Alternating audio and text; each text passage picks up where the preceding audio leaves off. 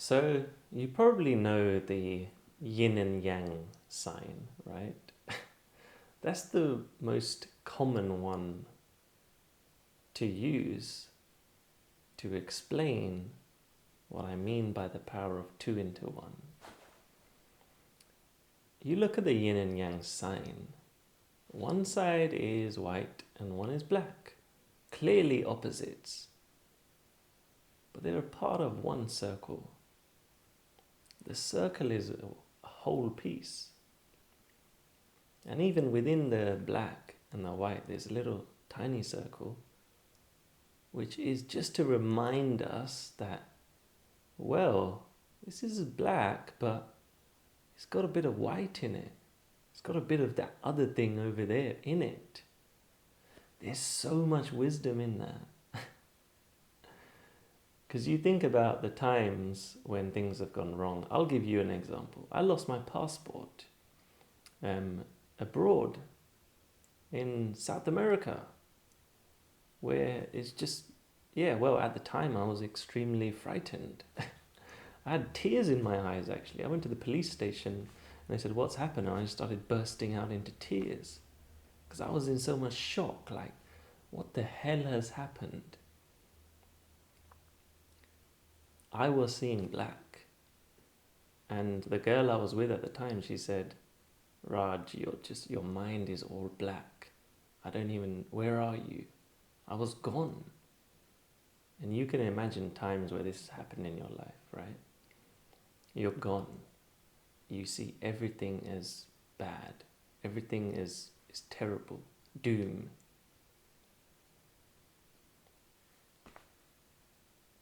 So where is the light in that? Well, eventually you find it. So with my passport, I ended up staying in the country because I went to the government agency out there, British government, and they said you can either have a temporary passport, sorry, and you can fly home in a few days, or you can leave the country as soon as possible, or you can wait and get a real passport delivered to you, but that will take about 4 to 6 weeks. So I had a choice to make.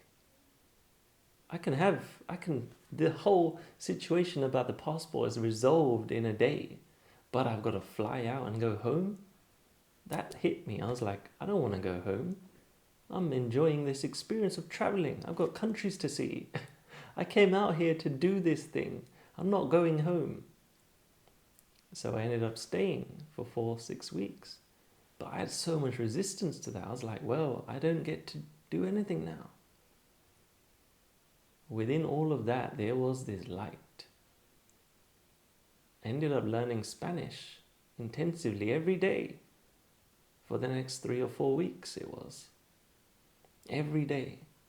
I just stayed in this town, and every day I went to Spanish class and learned for like 5 hours. I just had a normal life. I was connecting more with the culture. I was getting a deeper experience. So that passport, losing it was the best thing that ever happened to me. Like, if I was a movie director, I would not change that scene because that shaped up so much of my trip. And you cannot logically plan for this stuff to happen. This is just life happening. Through the darkness, there is something you can pull out, a nugget. Anytime you've had something terrible happen to you, you might be saying, well, Raj, this is a fun, cool travel story. I've got some real stuff going on. Yeah, so think about those times when those very challenging, very sad things perhaps happen. There's always a fraction of wisdom from it. And ultimately what the yin and yang is saying is that there is no bad and good. It's all just an happening. It's all just unfolding. We only call it bad and good when we, in our heads, analyze it. Imagine with this passport thing, I had known in my head, well, I'm going to learn some Spanish. It's going to be an amazing experience. It's going to be great. Then I wouldn't have felt any of the bad. I probably would have just thrown my passport out the window on the bus and said, I'm going to throw my passport away because I know this is going to be fun. I would have consciously done it. But we don't think like that. We turn things into bad and good. Everything. And yeah, you'll say, what about my unfortunate events that occur? Something happens to someone that I love. Yeah, that hurts.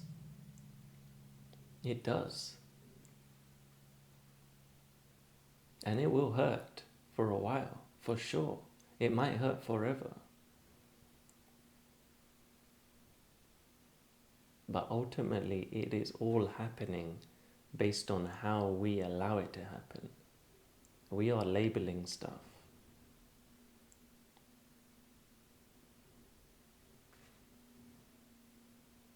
We decide what black means and what white means. We decide what dark means and what light means. We decide. I used to be afraid of the dark when I was younger, a lot. I can imagine a few people are. I used to be so scared of the dark. But really it doesn't mean anything. It's just there's no light in the room. It was my meaning making. Imagine I grew up with no lights. I would be fine with the dark. I'd probably be scared if the lights came on, right? So nothing is fixed. It's all based on how we see things. And if you start seeing life as, wow, the light is great, the dark is great, it's just happening, then your whole experience of life changes. It's the thought that creates the reactions, the behaviors. So if you really look at the thought which is occurring, what thought's occurring right now? Oh, I'm in the dark, this is scary.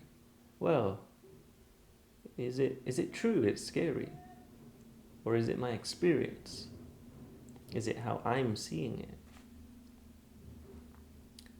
So the yin and yang is trying to bring you back to knowing that everything is just one. Within the bad, you can call the bad, there's good. Within the good, there could be a bad. But bad and good don't actually exist. That's what it's really trying to tell you. It's just an experience. And you can think about this with other polarities. Things grow and then things die, right? A tree grows and then it will die. We grow up and then we die. That's another happening. It's a cycle. It's a polarity. Death and birth. But it's just one experience, really, which is happening. It has to be this way. And if you believe in things like reincarnation, you would believe that death just means, okay, now another life will happen. If you really see life this way, my God, so much of the pain in life will start to release.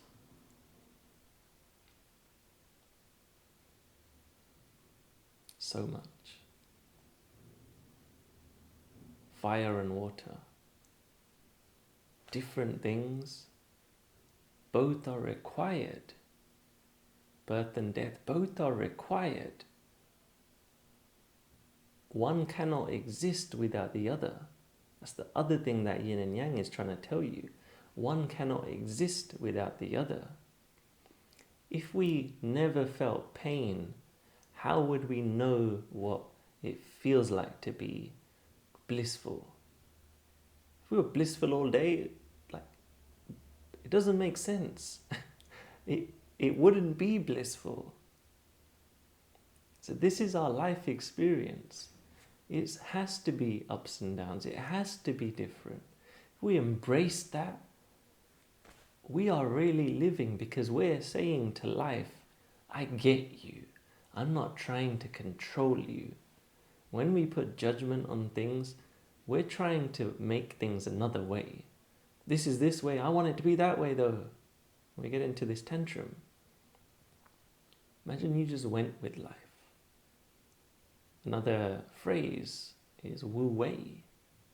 It's going with the Tao. And when they say the Tao, I got very confused when they were saying this. I was like, what do you mean the Tao? Just going with the flow of life, how it's naturally going. My plant died, you can see my plants back there. If one of them died, I could say, oh my God, my plant died. I should have watered it. I should have done this. Or I could blame the plant. I can say, oh, it's not very good plant. These plants just die. It's maybe I'll go to the store and tell them and complain. All of that stuff is created by me. Whereas if the plant just died, I'll just say, okay, it's a shame the plant died. And then dispose of it. And you can say that's cold. But no, it's just I'm embracing life for how it's happening. I feel it, but I'm embracing it. Things happen. And the more we try and hold on to things, as the Buddha says, suffering occurs. Suffering is attachment. The more we try to attach with our minds, the more we attach to our emotions, our thoughts, the more we're out of our nature. Like our nature is to let go of stuff. Look at our bodies. We eat food and then it has to come out the other end, right? If we were trying to say, hey, I want to keep this food inside me, I don't want it, this uncomfortable, we're causing discomfort by trying to do that. Like we eat some bad food and that is living inside of us, that has to come out. So our bodies will do the thing to keep us healthy. It has this intelligence. So it's the same with our thinking and our emotions. We have to let our body, we have to let it do its thing and just move through us. So being with the polarities, being with the times where you feel completely exhausted and down, being with that. Being with the times where you feel high, being with that, not attaching to that, not attaching to the lows, just knowing that everything is moving. There's polarities. That's what the yin and the yang is trying to teach us. The differences between things. It's a great symbol. You can see why it's popular. Because it takes all the fluff out of things. It's our natural way of living, So, I'm going to leave it as that. I invite you to just be aware of what's coming up for you right now as I say this. And where does this show up in your life? That's your reflection exercise. Where does this show up in your life? Where do you see this as causing you challenges? Or where do you see it as liberating you if you're using this stuff in practice, right? Because it's great to know all this theory. Oh, great, you get a mental massage. Oh, this feels so awesome. This makes sense. But living it is different. Living it and letting it wash through your life. Looking at how you are right now and thinking, how can I be more like this? How can I incorporate some of this into my life? That's when the magic happens. That's when transformation occurs. So, that's my invitation to you. Explore. Play. Have fun. And I'll see you soon.